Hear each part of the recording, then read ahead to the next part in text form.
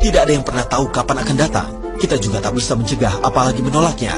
Dan sebagai umat muslim, yang dapat kita lakukan adalah menyambutnya.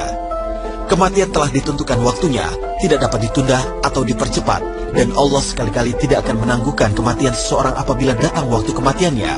Dan Allah Maha mengetahui apa yang kamu kerjakan. Quran Surat Al-Munafikun ayat 11.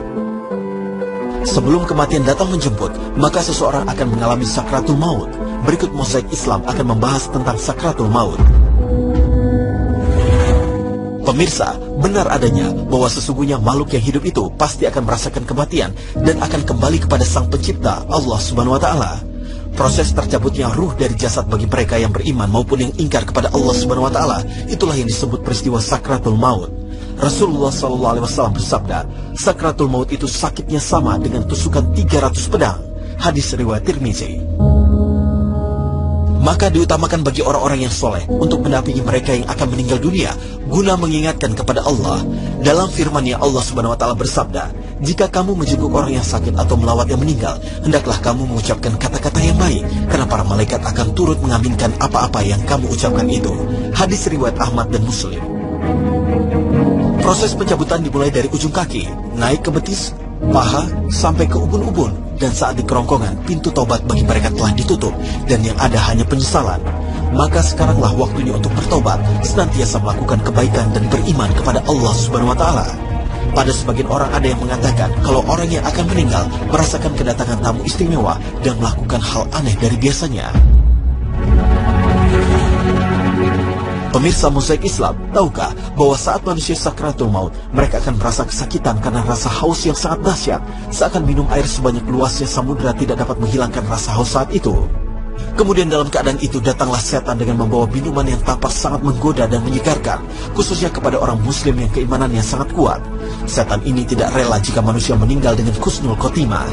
Sehingga ketika seorang mukmin sedang mengalami sakratul maut, hendaklah membimbingnya dengan bacaan kalimat talqin, La ilaha illallah di telinganya. Nabi SAW bersabda, talqinkanlah orang yang sekarat di antara kalian dengan La ilaha illallah. Hadis riwayat Muslim.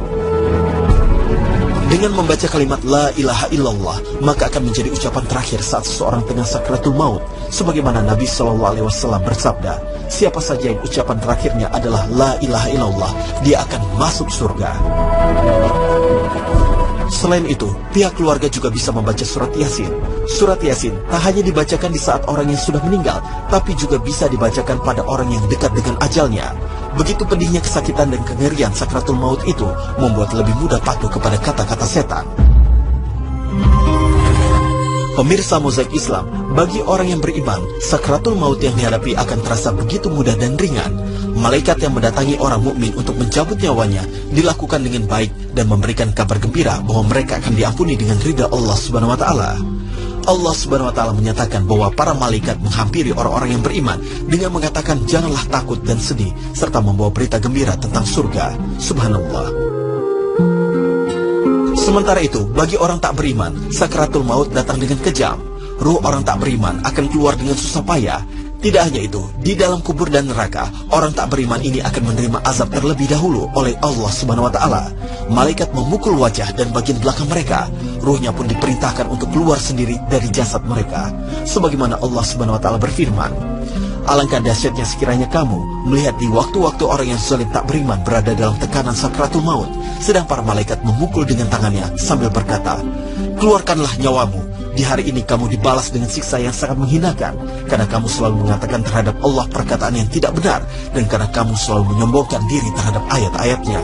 Quran Surat Al-An'am ayat 93. Pemirsa, dikisahkan pula tentang detik-detik ketika ajal Rasulullah SAW. Imam Bukhari meriwayatkan dari Aisyah radhiyallahu anha, ia bercerita menjelang ajal menjemput Nabi SAW bahwa di hadapan Rasulullah ada satu bejana kecil dari kulit yang berisi air.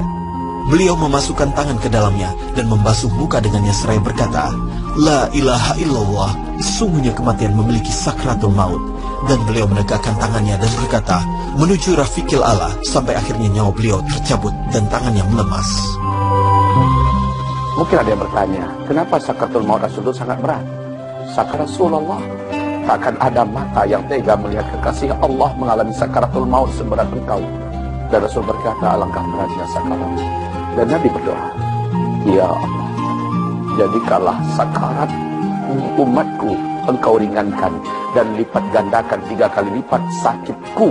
Sakaratul maut ini demi engkau ringankan sakaratul maut umatku, ya Allah. Betapa cintanya Nabi kepada kita. Dia rela memikul beratnya sakaratul maut 3 kali lipat agar umatnya diringankan oleh Allah sakaratul mautnya. Allahu Akbar. Ini sangat menakjubkan. Sangat cintanya Rasulullah kepada kita.